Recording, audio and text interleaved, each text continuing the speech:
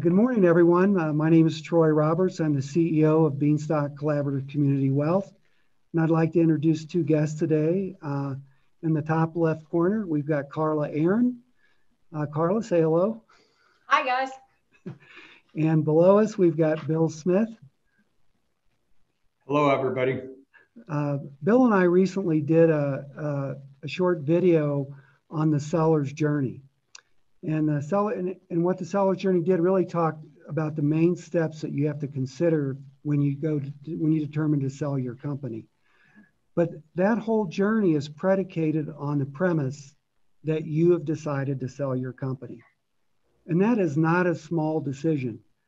Family-owned businesses or privately held businesses, the business and the owner, their identities are very intertwined. And so when we deal with individuals that are looking to transition, we really try to challenge them to really question, are they really ready to sell? So both Karla and Bill recently have sold their respective businesses in the last year. And I thought it would be really helpful for them to explain the thought process they went through to finally say, I have decided to sell my business. So with that, Karla, I'd like for you to start, if you would, please. Just explain that process that you went through.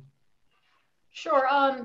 Just for beginners, I had a small manufacturing company under 10 million, and I've been there for 32 years. So I have a pretty long runway going.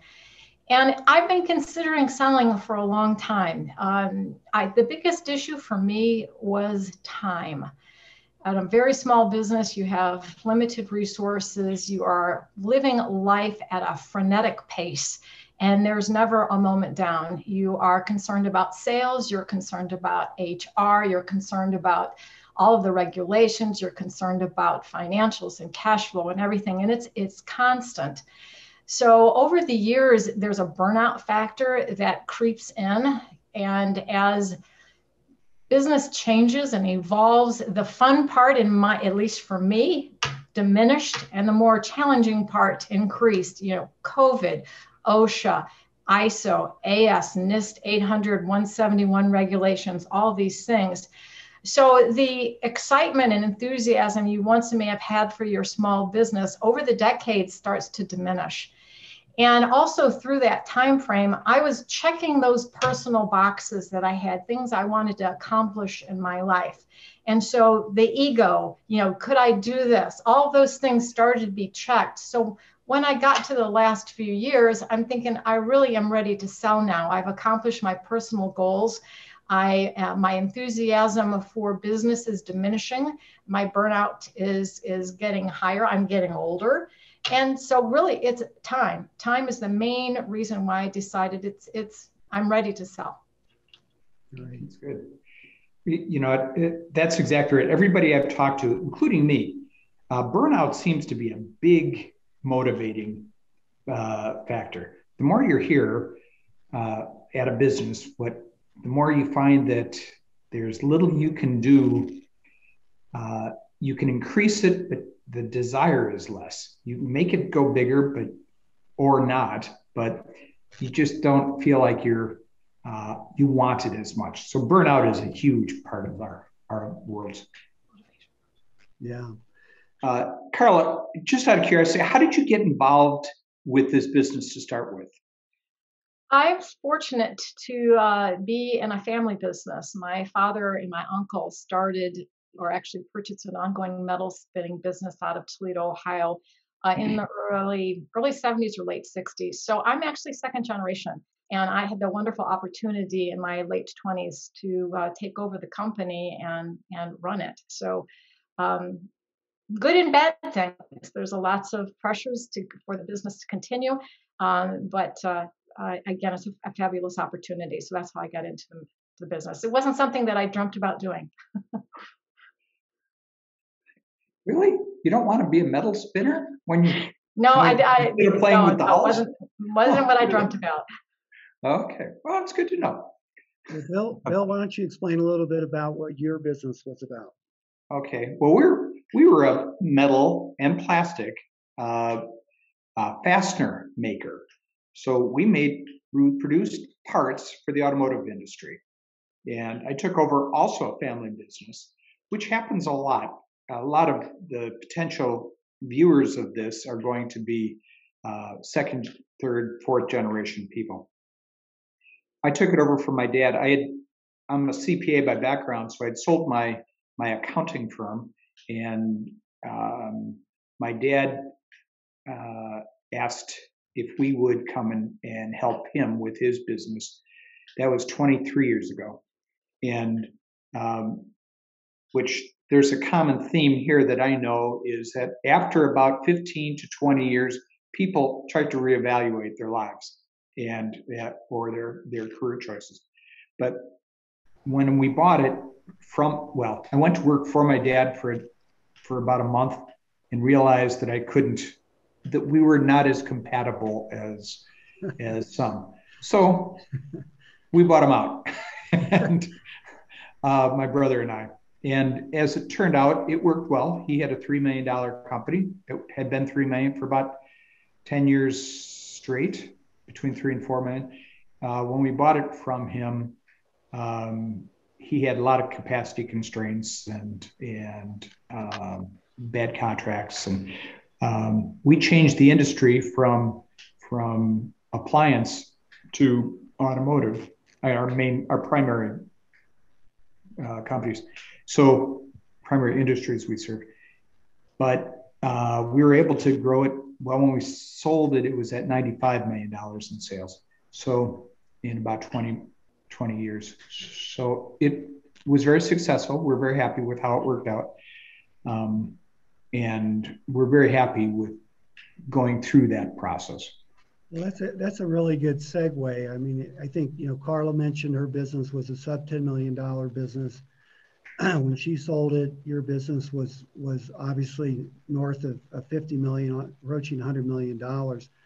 What, maybe explain a little bit, each of you, on those two ends of the spectrum, what options you had when you went to sell the business. So again, Karla, why don't you? I'll start. Okay. I think it's really, really tough when you have a small business to find a buyer.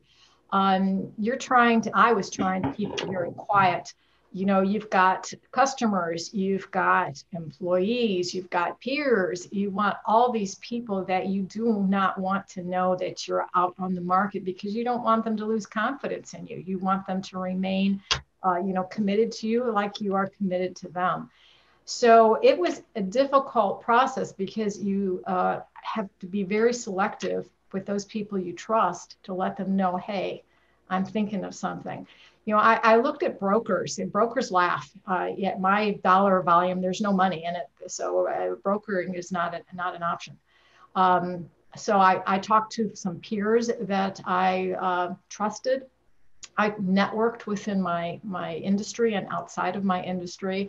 I also went to some PE firms that are targeted for very, very small companies such as myself. But the options are very, very limited, and you have to be very careful, in my opinion, on how you approach this. I ended up actually selling internally to an employee, so it worked out very well. Great. Bill, I would assume you had more options available at your end of the market. Yeah, well, we did. But one of the options was not to sell to an employee, because it had gotten too big, and employees couldn't afford to buy the company. Even if they took mortgages on all their homes and we added, to the pool of people, it's very difficult to find, to make a leveraged buyout of any sort. And it meant that we would have had to carry the paper to lend them the money to buy it from us. And I wasn't willing to go ahead and do that.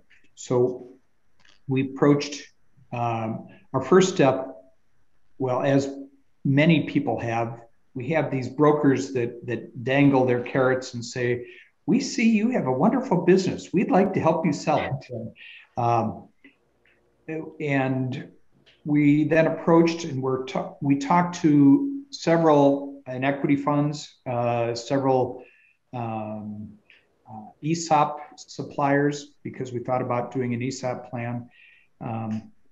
We were very carefully approached people within the same industry. And what was nice was that we had done that about 5 years previously, and the company that ended up buying us wondered if we were still on the market or if there was something there. And it was a strategic buyer, actually from France, who was looking to expand into the North American market. And from our standpoint, it couldn't have worked better. But one of our major concerns from day one was our employees. We wanted to make sure the employees continued on in the same route, that they had good opportunities to grow, that it wasn't, that any buyer wasn't going to just roll it into a bigger group, a bigger company, because then our employees would have been lost in the shuffle. I call it a legacy. Our legacy would have been lost. And it didn't really matter that we were it wasn't Bill and Mike Smith that was the key. It was that the employees themselves still had a face, still had a say in actions. And it was very, and we built a company around being fun. We wanted something fun that wasn't too corporate, for lack of a better term. So it took work. Yeah. Troy, if I could add to that, there are two sides. You want to sell, but also who the buyer is. And just like Bill said, for me, it was very, very important that whoever came in would have the same value system that I had, that would care for the employees, the benefits, the opportunities. I had a number of offers, but they wanted to shut me down. It's, they were going to consolidate their customer base and close me down and move it up. And it's like, that's not going to work for me. So it's just as important to have the right buyer. This is a deep topic, and I think we'll have future talks that discuss succession planning and what the opportunities really are. Because if as a business owner, if you don't understand the different options in succession planning based on your size and where you are, you can find that you have not prepared yourself to exit the way you want to with your business. So, and that we'll handle that another time, but it's really a good topic to discuss. Yes. But now you both have sold, and you've been out of your businesses now for a while. So tell me what your life is like now.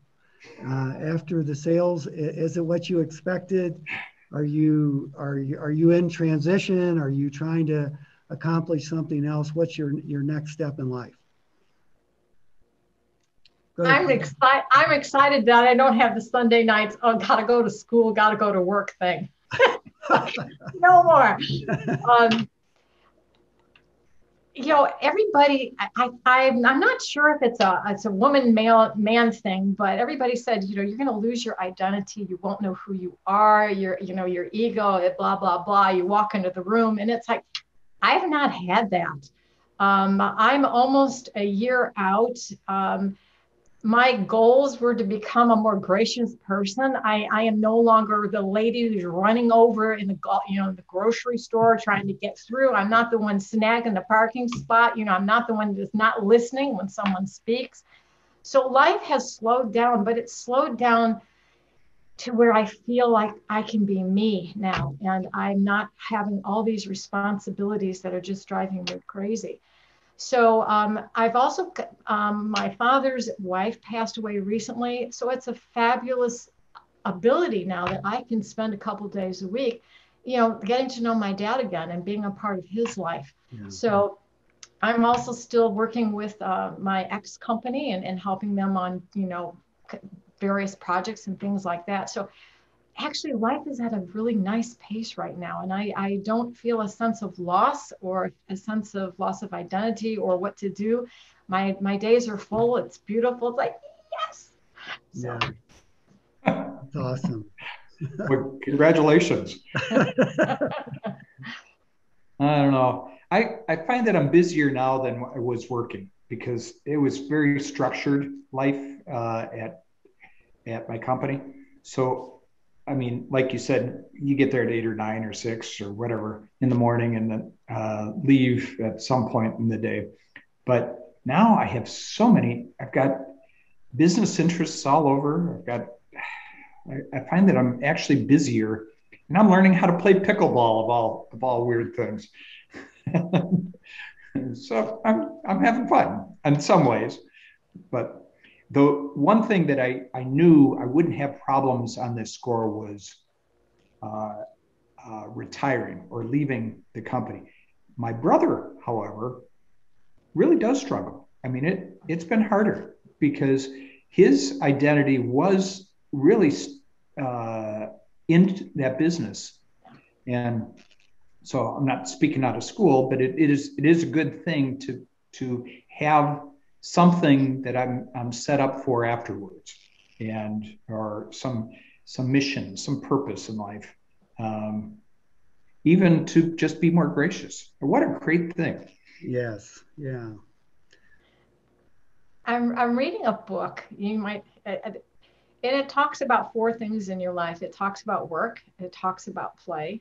It talks about love and health. And when I did my quick inventory, I realized I was woefully low in my fun quotient, my play quotient. So I am really, looking at travel. I'm looking at going to concerts and maybe take up, hey, Bill, let's play pickleball. Um, it's just really fun to get out there and learn other things and be around different experiences and not to be tied to your desk. Yeah.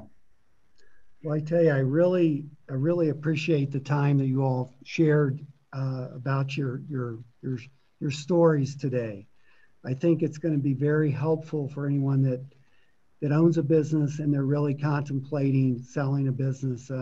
It'll provoke them to start thinking about um, not only what's going to lead them to come to the conclusion to sell a business, but they also have to do a little bit of homework on how they want to sell the business, and how they want to, how they want to leave that business, and especially, the people that help them build that business, their employees, and the community with which they operate.